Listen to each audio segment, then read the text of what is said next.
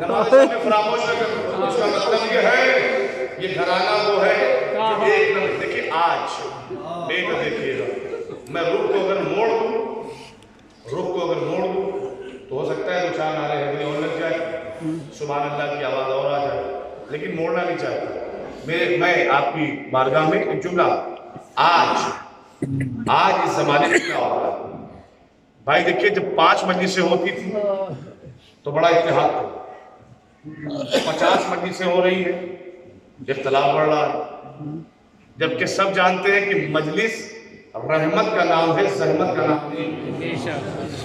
مجلس اتحاد کا نام ہے, اختلاف کا نام نہیں. یہاں سے ہمارے 12 اماموں کی سیرت پڑھی جاتی ہے, اللہ کے نبی کی سیرت پڑھی جاتی ہے. غور فرمائیے گا, غور فرمائیے. کوئی بھی سرکاری روایت آج تک دکھا نہ پائی کہ کسی امام نے مصیبت کے وقت 14 سال قید میں امام رہے, کوئی ایک وقت کا کی اطاعت چھوڑی ہو, ایک وقت کا سجدہ چھوڑا ہو, اور ہمارے ایک وقت کی تسبیح چھوڑی ہو, ہر وقت کرتے رہے. نہیں تو دیکھیے گا یہاں تک کہ امام کا چاہنے والا ہے ابو العطا. یہ ابو العطا ہے کون؟ کہ یہ دنیاوی شاعر تھا, دنیاوی شاعر تھا. غزلیں بہت اچھی کہتا تھا, بادشاہوں کے لیے شعر بہت اچھے کہتا تھا, لیکن شعر کہتے کہتے کہتے کہتے زندگی کا ایک لمحہ ایسا بھی آیا, امام موسیٰ کاظم کا زمانہ ہے, ابو العطا مدینے میں شعر کہتے کہتے اسے خیال آیا یہ دنیاوی غزل میں کوئی فائدہ نہیں رکھا, بادشاہوں کی خوشنودی پہ بیان کیے ہوئے شعروں میں کوئی فائدہ نہیں رکھا. پھر کا فائدہ جب ہے کہ جب میں خاندان عصمت و طہارت کے لیے اشعار لکھوں, خاندان عصمت و طہارت کے لیے لکھوں. اس نے توبہ کر لی, دنیاوی شعر کو ترک کر دیا, اب اماموں کی شان میں لکھنے لگا. جب امام مدینے سے بغداد آ گئے, بہت سال گزر گئے, امام کو اس نے تلاش کیا, امام نہیں ملے, تو وہ آ گیا کہاں؟ بغداد. امام کو تلاش کرتے ہوئے بغداد آ گیا. میری طرف دیکھیے گا, امام کو تلاش کرتے کرتے بغداد آ گیا. کسی بھی صورت امام کی شکل دیکھ لی جائے, امام کی اطلاع مل جائے. بہت فرمائیے گا. اب صاحب ہارون رشید کے سپاہیوں نے دیکھا کہ بغداد میں ابو العطا ٹہل رہا ہے, آ کر بتایا بادشاہ کو, بادشاہ ہم نے امام موسیٰ کاظم کے چاہنے والے شیعہ کو بغداد میں دیکھا, ابو العطا کو دیکھا. کہا ابو العطا کون؟ جو بہت بڑا شاعر ہے. کہا اسے بلاؤ. دربار میں بلایا گیا. میری طرف دیکھیے گا, دربار میں بلایا گیا. بادشاہ کہتا ہے ابو العطا میرے درباریوں نے تیری بڑی تعریف کی ہے, تو بہت اچھے اشعار لکھتا ہے, سناتا ہے. کہا صحیح تعریف کی ہے. اب درباریوں کی طرف اشارہ کیا کہ اس سے فرمائشیں کرو. تو لوگ بیٹھے ہوئے تھے. کہا ابو العطا وہ غزل سناؤ, وہ قصیدہ سناؤ, وہ قصیدہ, وہ غزل, وہ غزل, وہ غزل جو تم نے دنیاوی طور پر لکھے ہیں. ابو العطا نے ہاتھ جوڑا اور جوڑ کر کہتا نہیں, میں نے دنیا کی خوشنودی کے لیے شعر لکھنا پڑھنا چھوڑ دیا. بھائی لفظ شعر ہی کیوں سن رہے ہیں آپ؟ دنیا کی خوشنودی کے لیے سارے کام چھوڑ دیے. اب میں امام کی خوشنودی کے لیے, اللہ کی خوشنودی کے لیے. بہت فرمائیے گا. تو اب جب ابو العطا نے انکار کر دیا تو بادشاہ نے اپنا حاکمانہ روب دکھایا. ہارون رشید کہتا ہے کہ میرا حکم یہ ہے کہ اشعار پڑھو. ابو العطا کہتا ہے کہ یہ بتاؤ کہ اگر اشعار پڑھ دوں گا تو ملے گا کیا؟ تو مجھے دے گا کیا؟ کیا دے گا؟ ہارون رشید کہتا ہے جو مانگے گا تجھے عطا کیا جائے گا, جو بھی مانگے گا تجھے دیا جائے گا. ابو العطا کہتے ہیں پھر سے سوچ, اپنے اس فکروں پر پھر سے غور و فکر کر لے. کہا میں نے کہہ دیا کہ جو بھی تو مانگے گا تجھے عطا کیا جائے گا. ابو العطا نے غزل شروع کی, 1 سنائی, 2 سنائی, 3 سنائی. جب سارے درباریوں کی فرمائش پوری کر دی نا, تو اب ہارون رشید شعر نہیں سن رہا تھا, وہ تو فکر میں لگا ہوا تھا. ابو العطا شعر سنانے کے بعد مانگے گا کیا؟ بھائی حسینیوں دیکھا گیا کہ ابو العطا مانگے گا کیا؟ اب بادشاہ نے کہا بتا ابو العطا تیری خواہش کیا ہے؟ ابو العطا ڈرا نہیں, خوف پیدا نہیں ہوا. بادشاہ کی نگاہوں میں نگاہیں ڈال کے کہتا ابو العطا, کہتا بادشاہ میری خواہش بس اتنی ہے کہ میرے امام کو رہا کر دے. میرے امام کو رہا کر دے. لیکن ابو العطا اگر چاہتا تو بہت سی دولت مان سکتا تھا، ثروت مان سکتا تھا، چاہو حشم لے سکتا تھا، عہدہ لے سکتا تھا، درباری شاعر بن سکتا تھا، تنخواہ مسلسل ملتی رہتی، لیکن ابو العطا نے ایمان کے مقابلے میں دنیا کو ٹھکرا دیا، اور ایمان کے لیے دنیا کو ٹھکرا کے بتایا دنیا کے پیچھے بھاگو گے تو ایمان نہیں ملے گا، ایمان کے پیچھے چلو گے تو دنیا کو ملے گی، آخرت مل جائے گی۔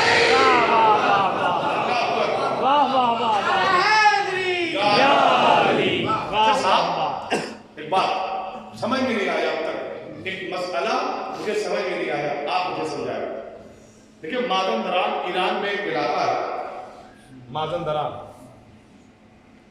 وہاں ایک بادشاہ، میں نے فکرہ کہا کہ جتنی سیرت معصومین پڑھی جا رہی ہے اتنی اختلاف، لوگ کہتے تو ہیں کہ بھائی مجلس بہت اچھی ہوئی لیکن عمل نہیں ہو رہا۔ دیکھیں میں جو کچھ بیان کرنے جا رہا ہوں پہلے آپ میرے لیے آمین کہہ دیں کہ اللہ جو کچھ میں بیان کروں سب سے پہلے توفیق مجھے دے عمل کرنے کی۔ صاحب آمین کہہ دیں، پھر اپنے لیے بھی آمین کہہ دیجیے۔ اختلاف کیا وجہ ہے اختلاف کی؟ ادھر دیکھیے، مازندران ایک بادشاہ ہے جو رقبے کے اعتبار سے تو چھوٹا ہے لیکن دولت کے اعتبار سے بہت بڑا، اور اسی علاقے میں کچھ قذاق ہیں، چور ہیں جو زندگی گزار رہے ہیں۔ ان کا کام یہی ہوتا تھا، ادھر ادھر چوری کرتے تھے، اپنا کام چلاتے تھے۔ اب ان 12 لوگوں کے سردار نے اپنے ساتھیوں سے کہا یہ چھوٹی موٹی چوریاں کب تک کرو گے؟ کا مطلب کہ کوئی بڑا ہاتھ مارا جائے، بیٹھ کر سالوں کھایا جائے۔ کہا اچھا یہ کرنا کیا ہے؟ کہیں جو بادشاہ ہے ہم اس کے یہاں اگر چوری کر لیں تو پھر کام ہو جائے گا۔ ان کا حضور کیسی باتیں کر رہے ہیں؟ بادشاہ کے یہاں کہتے ہیں بادشاہ کے یہاں چوری ناممکن، ایسا نہیں ہو سکتا۔ تو کہا کہ صاحب دیکھیے جب وہ چوری کرتے تھے تو 1 ہفتے تک جاسوسیاں کرتے تھے، جگہ کا جائزہ لیتے تھے، ٹھیک ہے؟ آدمی گر جاتا رہا دیکھ کر آتا، 1 ہفتے کے بعد آ کے سردار سے بتاتے ہیں حضور اس مقام پر چوری کرنا آسان نہیں ہے۔ کیوں؟ کہ اس لیے کہ ہم دیکھتے ہیں کہ ہر لمحہ پہرا اس سے زیادہ ہو جاتا ہے، 1 تھا تو اگلے پہر میں 2، اس کے بعد 3، اس کے بعد 4، جیسے ہی نشست بدلتی ہے صاحب سپاہیوں کی تو سپاہیوں کی تعداد میں کمی نہیں آتی، بڑھتے ہی جاتا ہے، سپاہی بڑھ جاتا ہے، تعداد بڑھ جاتی ہے۔ غور فرمائیے۔ اچھا صاحب یہ بات کہنے سے پہلے یہاں سے لے کر وہاں تک جو آج بیٹھے ہوئے ہیں ایک بات کا جواب دیں اور نتیجہ آپ کے حوالے دے دیں اور بات تمام ہو جائے گی۔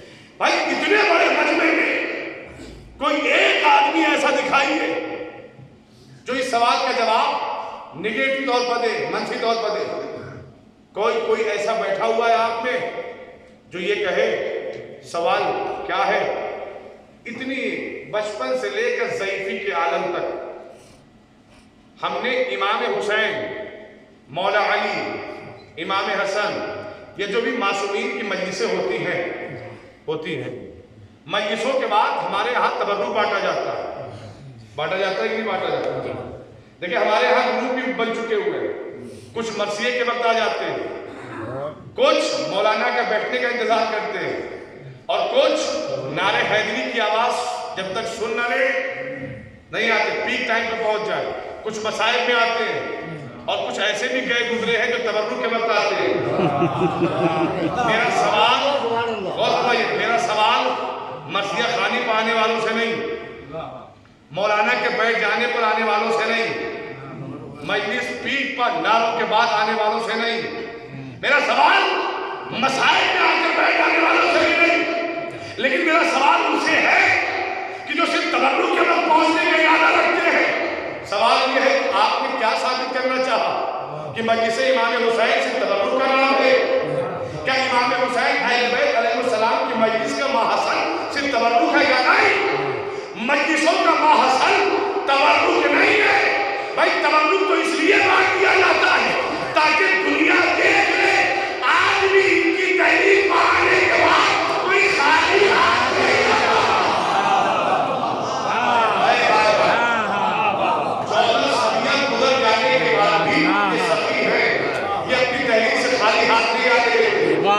یہ اپنی رہی سے خالی ہاتھ نہیں جانے دے، تبرک اس لیے بن جاتا ہے۔ ماحصل کیا ہے برادر فرمائیں گے؟ تو بھائی کوئی ایسا ہے آپ میں جو یہ کہہ دے کہ مجھے بچپن سے لے کر ضعیفی تک زبردستی تبرک کھلایا گیا؟ نہیں، بتائیے۔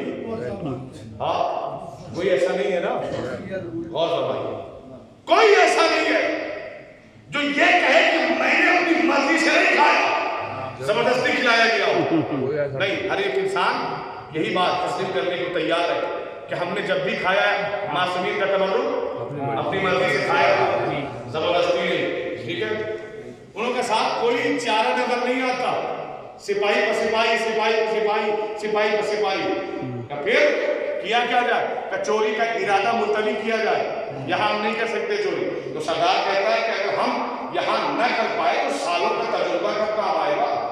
ان کا حضور کیسے کہ جس مکان میں کود کر چوری نہ ہو سکے وہاں سیل لگاؤ، سرنگیں بناؤ۔ اچھا صاحب انہوں نے سرنگیں بنانا شروع کر دی، مہینے گزر گئے، سرنگ بناتے بناتے بناتے بناتے اس مقام پر نکلے کہ جہاں پر ہیرے جواہرات خزانے تھے، اللہ اکبر، وہاں نکلے۔ بھائی صاحب ارادہ اچھا ہو، نیت اچھی ہو یا بری ہو، لیکن جب انسان اپنے منزل مقصود تک پہنچتا ہے تو خوش ہو جاتا ہے، ہوتا ہے کہ نہیں ہوتا؟ بھائی سماج میں آپ نے دیکھا ہوگا کہ ایک مومن مسکرا کر دوسرے مومن سے کہتا ہے دیکھا تم نے آج میں نے اسے اس مصیبت میں مبتلا کر دیا، آج اسے میں نے پھنسا دیا، آج میں نے اسے ساتھ یہ کر دیا، آج وہ کر دیا۔ تو نیت اچھی ہو، ارادہ اچھا ہو یا غلط، منزل مقصود تک پہنچنے کے بعد انسان خوش ہو جاتا ہے۔ لہذا سرنگ جب بنی اور دہانہ سرنگ کا اس مقام پر نکلا جہاں پر جواہرات تھے، خوش ہو گئے۔ اب ان کا سردار کہتا ہے سنو، مہینوں کی محنت کے بعد اس مقام پر پہنچے، لہذا ایک آنا بھی چھوٹنے نہ پائے۔ ٹھیک ہے سردار، جیسا آپ کا ہو۔ سب سمیٹ لیا، سر پہ رکھا، پشت پہ رکھا، پیٹھ پہ لادا، جانے لگے۔ جب سب جانے لگے نا 12 کے 12، تو ان 12 11 10 جو بھی تھے، ان 10 میں سے 11 میں سے ایک نے پیچھے مڑ کر دیکھا تو کونے میں ایک شے رکھی تھی، سفید شے رکھی تھی، وائٹ چیز رکھی ہوئی تھی۔ اس انسان کو یہ سمجھ میں آیا کہ سردار نے کہا ہے کہ کوئی شے چھوٹنے نہ پائے، یہ کیسے چھوٹ گئی؟ اسے ایسا لگا کہ کوئی جواہر ہے، کوئی ہیرا ہے، کوئی ایسی شے قیمتی اور چھوٹ گئی۔ وہ قریب پہنچا اور قریب پہنچنے کے بعد اس نے اس شے کو اٹھایا، اللہ اکبر، اس شے کو اٹھایا، ہاتھوں میں لیا۔ جج نہ کہہ سکا یہ کیا ہے، اس نے سوچا کہ زبان پر لگا کے دیکھوں کہ کیا ہے۔ اس نے زبان پہ لگایا اور چہرہ بگاڑ کر پھر ہو گیا، واپس آ گیا۔ سردار نے کہاں گئے تھے؟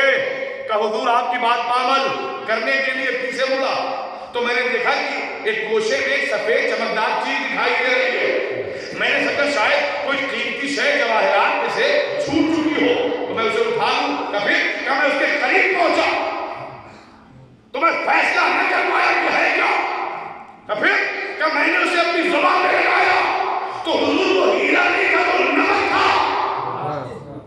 کیا تھا؟ نمک۔ سردار چونک گیا، اس نے کہا نمک تھا؟ کہا کیا کیا تو نے؟ کہ اپنی زبان پہ چکھ کر معلوم کیا کہ ہے کیا؟ کہ تو نے اس نمک کا ذائقہ اپنی زبان پہ لے لیا؟ کہ لے لیا۔ سردار کہتا ہے کہ جو سامان جہاں سے لوٹا ہے اسی مقام پر رکھ دو۔ رکھ دیا گیا۔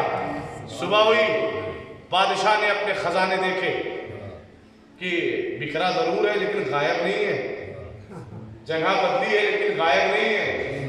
اس نے اعلان کیا کہ یہ کارنامہ جن لوگوں نے کیا ہے دربار میں آ کے وجہ بتا دیں۔ جب اتنی محنت کی تھی تو لے کیوں نہ گئے؟ جب اتنی زحمتیں اٹھائی تھی تو لوٹا کیوں نہیں؟ جواہرات اٹھا کے لے کیوں نہ گئے؟ جو بھی آ کر بتائے گا اسے انعام بھی دیا جائے گا، جان کی امان بھی دی جائے گی۔ اور فرمائیے گا اب یہ ڈرتے ڈرتے یہ چور، یہ پورا ٹولہ، یہ پورا گروہ دربار میں پہنچا اور انہوں نے ہاتھ جوڑے، حضور یہ کالا کارنامہ ہمارا ہے، اگر تمہارا کالا کارنامہ تھا تو لے کیوں نہ گئے؟ کہ سب لے جاتے، اگر ہم میں سے ایک نے غلطی نہ کی ہوتی، اگر ایک نے غلطی نہ کی ہوتی، کہ کیسی غلطی؟ کہ سب اٹھا کر لے جا رہے تھے لیکن ہم نے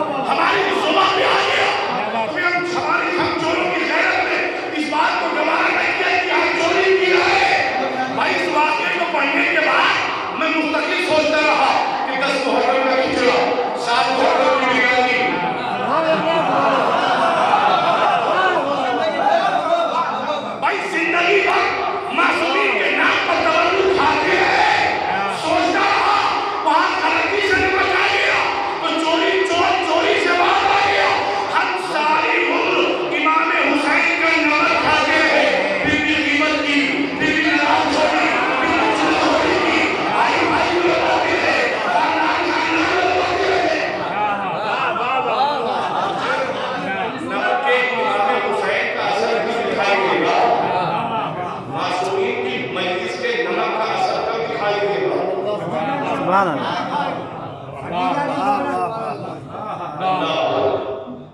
जिम्मेदारियां तो हमारे ऊपर। ये असर कब आएगा?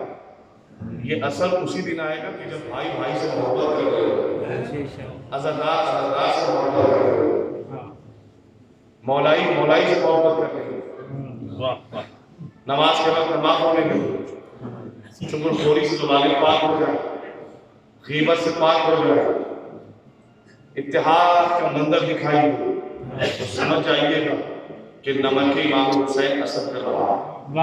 लेकिन अगर इख्तिलाफ दिखाई दे तो समझ जाइए कि नमक इमाम हुसैन असर नहीं कर रहा। मैंने पढ़ने से पहले कहा था मेरे लिए दुआ करिए तो मैं अमल करूंगा, मैं बात में कोई अमल करूंगा। सीरत मासूमी ये है कि 14 बरस के कैद में रहे लेकिन नमाज नहीं छोड़ी, वुज़ू नहीं छोड़ा। इमाम खत लिखते हैं बादशाह को और फरमाते हैं कि जितने भी दिन तो मुझे कैद में रखना चाहता है रख, लेकिन याद रखना कि कैद खाने का एक एक दिन तेरी हुकूमत की हयात को कम कर रहा है। ये खत जब उस मलौन तक पहुंचा उसने सोचा कि मुझसे कादिम इन जुमलों के जरिए से क्या कहना चाहता है? कहीं ऐसा तो नहीं है कि कैद खाने में होने के बाद भी ये मेरी हुकूमत को लर्जा बदनाम कर देंगे, मेरी हुकूमत के लिए खतरा बढ़ जाएगा। यही अबुल अता जो अपने अशखार के बदले में इमाम की रिहाई मांगता, हारून रशीद कहता ठीक है हम 3 दिन के बाद तुम्हारे इमाम को रिहा कर देंगे। अच्छा ये आया मेहमान सरा में जहाँ उसके अहलो अयाल रुके हुए थे, खुशी का मुद्दा अपने अहलो अयाल को सुनाता है, कहता तुम्हें पता है कि बादशाह ने कहा कि 3 दिन के बाद वो हमारे इमाम को रिहा कर देंगे। 3 दिन कैसे गुजरा? अबुल अता करवटें बदल रहा, करवटें बदल रहा। 3 दिन गुजरे और इमाम की रिहाई की खबर मिली। मैं नौजवान भाइयों से कहूँगा कि ये मखसूस तारीख है, आज गिरिया करने में और मातम करने में कोताही न करना। और जब आंखों में आंसू आ जाए चूंकि इमाम बाबू हवाए करना कुछ दुआएं जरूर मांगना, और जब दुआएं मांगना फिर अपने इमाम के हुजूर की दुआ सुनना। हाँ लेकिन थकना नहीं, कोताही न करना।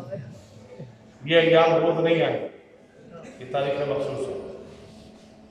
अबुल अता 3 दिन का कैसे गुजार रहा, इंतजार कर रहा है अबुल अता जान। लेकिन जब 3 दिन मुकम्मल हो गए तो ये जिंदान के दरवाजे पर आकर खड़ा हो गया। सुबह से लेकर शाम तक न पानी पीता न खाना खाता, इमाम के इख्तियार में खड़ा, इमाम को रिहा किया जाए।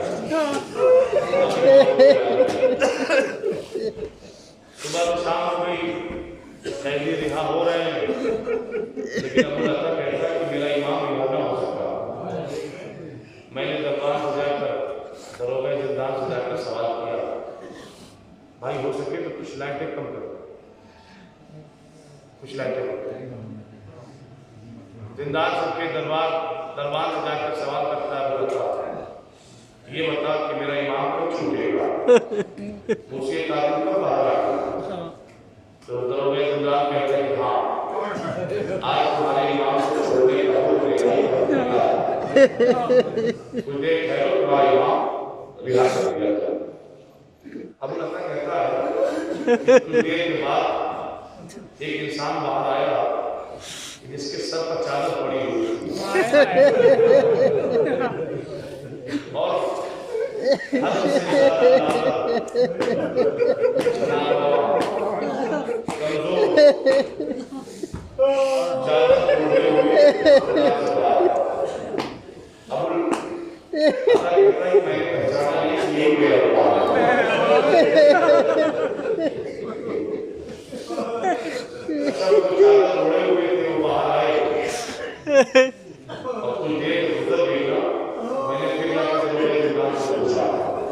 یہ بتا کہ میرا امام کو بھی ہوگا تو یہ اسلام کہتا ہے میرا امام کے سامنے کھڑا ہے آپ